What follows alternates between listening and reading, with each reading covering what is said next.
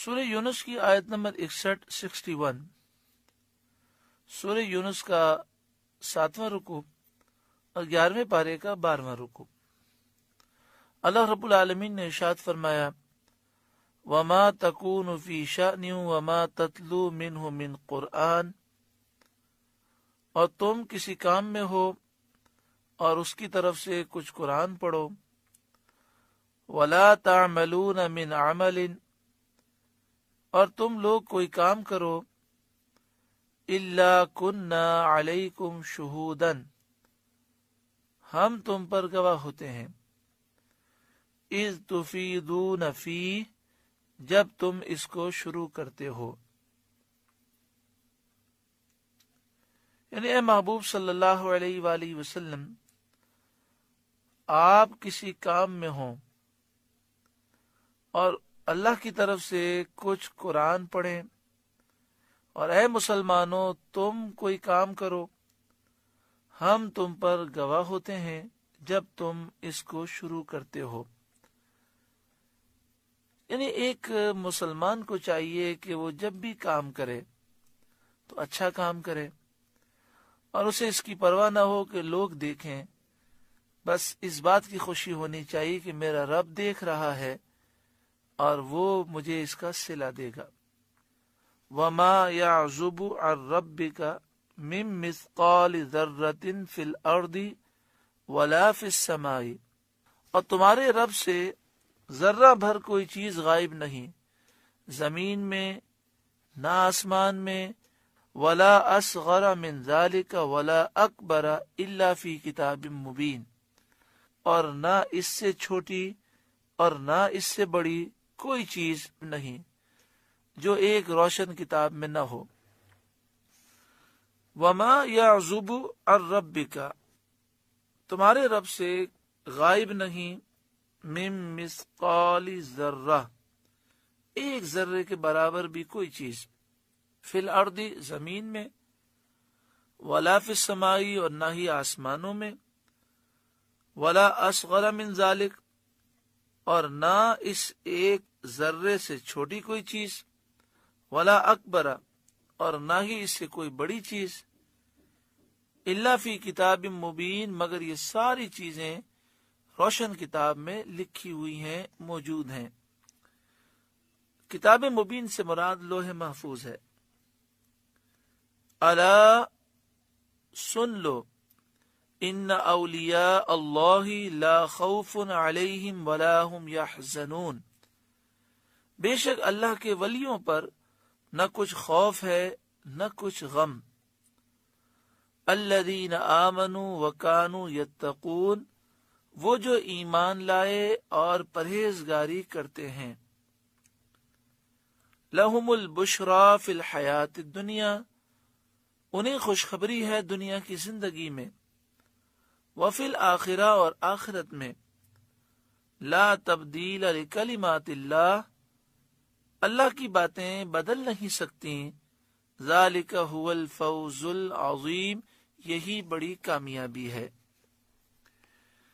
یہاں یہ فرمایا گیا کہ اللہ کے ولیوں کو نہ کچھ خوف ہوتا ہے اور نہ کچھ غم ہوتا ہے۔ مفسرین فرماتے ہیں کہ ولی کی اصل ولا سے ہے، اور ولا کے معنی ہوتا ہے قرب اور نصرت، تو ولی وہ ہے جسے اللہ کا قرب مل گیا اور اللہ کی غیبی مدد حاصل ہو گئی۔ اللہ کا ولی وہ ہے جو فرائض کے ذریعے اللہ کا قرب حاصل کرتا ہے اور اللہ تعالیٰ کی فرما برداری میں مشغول رہتا ہے، اور اس کا دل اللہ تعالیٰ کے جلال کے نور کی معرفت میں مستغرق ہوتا ہے۔ یعنی ولی اسے کہتے ہیں جو فرائض کے ذریعے اللہ کا قرب حاصل کر لیتا ہے، اللہ کی فرمانبرداری کرتا ہے، اور ہر وقت اس کا دل اللہ کے جلال کے نور کی معرفت میں ڈوبا ہوتا ہے۔ جب وہ دیکھتا ہے تو قدرت الہی کے دلائل دیکھتا ہے، جب سنتا ہے تو اللہ تعالی کی آیتیں سنتا ہے، جب بولتا ہے تو اپنے رب کی تعریف ہی بولتا ہے، جب حرکت کرتا ہے تو اللہ تعالیٰ کی فرما برداری میں حرکت کرتا ہے، جب کوشش کرتا ہے تو اسی لیے کوشش کرتا ہے کہ اللہ تعالیٰ کا قرب مل جائے، جو قرب الہی کا ذریعہ ہوتا ہے اسی میں وہ کوشش کرتا ہے، وہ اللہ کے ذکر سے نہیں تھکتا، اس کے دل کی آنکھ اللہ کے غیر کو نہیں دیکھتی۔ یہ صفات اولیاء کی ہیں۔ بندہ جب اس حال پر پہنچتا ہے تو اللہ اس کا ولی، ناصر، معین اور مددگار ہوتا ہے۔ متکلمین حضرات یہ کہتے ہیں ولی وہ ہے جو اعتقاد صحیح مبنی پر دلیل رکھتا ہو، یعنی جس کے عقیدے بھی صحیح ہوں اور اس پر دلائل بھی رکھتا ہو، اور اعمال صالحہ شریعت کے مطابق وہ کرتا ہو، اسے ولی کہتے ہیں۔ بعض عارفین نے فرمایا کہ ولایت نام ہے قرب الہی اور ہمیشہ اللہ کے ساتھ مشغول رہنے کا، یعنی فرماتے ہیں کہ ولی وہ ہوتا ہے جسے اللہ کا قرب مل جاتا ہے، وہ ہر وقت اللہ کی یاد میں مشغول رہتا ہے۔ جب بندہ اس مقام پر پہنچتا ہے تو اس کو کسی چیز کا خوف نہیں رہتا اور نہ کسی چیز کے جانے کا اسے غم ہوتا ہے۔ حضرت عبداللہ بن عباس رضی اللہ تعالی عنہما نے فرمایا ولی وہ ہے جس کو دیکھنے سے اللہ یاد آئے، اور یہی امام طبری کی حدیث میں بھی ہے۔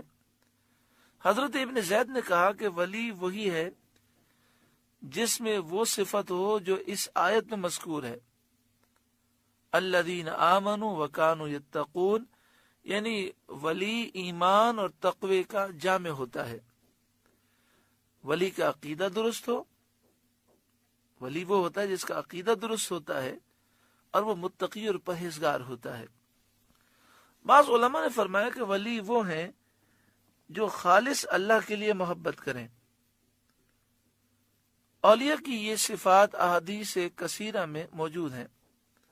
بعض اکابر علماء نے فرمایا کہ ولی وہ ہیں جو اطاعت سے، فرما برداری سے قرب الہی کی طلب کرتے ہیں، اور اللہ تعالیٰ کرامت سے ان کی مدد فرماتا ہے۔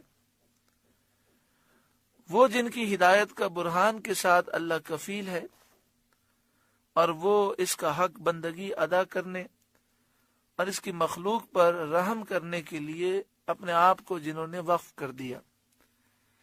یعنی اکابر علماء کہتے ہیں کہ ولی عبادت کر کے اللہ کے قرب کو تلاش کرتا ہے، اللہ تعالیٰ کرامت سے اس کی مدد کرتا ہے، اور رب العالمین اس کا کفیل ہوتا ہے، اور ولی اپنی زندگی کو اللہ کی بندگی میں اور مخلوق پر رحم کرنے میں صرف کرتا ہے۔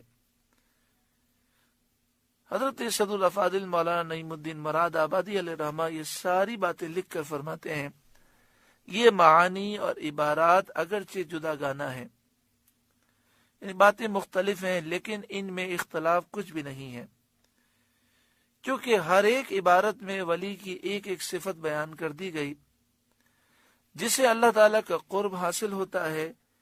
یہ تمام صفات اس میں ہوتی ہیں۔ ولایت کے درجے اور مراتب میں ہر ایک بقدر اپنے درجے کے فضل و شرف رکھتا ہے۔ سارے ولیوں میں جنہیں سلطان الاولیاء کہتے ہیں، ولیوں کا سردار کہتے ہیں، وہ شیخ عبد القادر جیلانی حضور غوث اعظم رضی اللہ تعالی عنہ ہیں۔ اعلیٰ حضرت امام اہل سنت فرماتے ہیں کہ انبیاء اور رسولوں کے بعد جن کا درجہ ہے وہ صحابہ کا درجہ ہے، اور صحابہ کے بعد تابعین کا درجہ ہے۔ تابعین میں جو اخیار تابعین ہیں، جو بزرگ تابعین ہیں، ان کا درجہ ہے۔ تو اعلیٰ حضرت فرماتے ہیں کہ انبیاء اور رسول کے بعد صحابہ، اور صحابہ کے بعد اخیار تابعین، اور اخیار تابعین کے بعد سب سے بلند و بالا درجہ حضور غوث اعظم کا ہے۔ آپ غوث الثقلین ہیں، آپ کریم الطرفین ہیں، اور اب یہ بات طے ہو چکی ہے کہ حضور غوث اعظم کی آمد کے بعد سے لے کر امام مہدی کے آنے تک جسے ولایت ملے گی، جسے قرب الہی کا درجہ ملے گا، حضور غوث اعظم کے وسیلے سے ہی ملے گا۔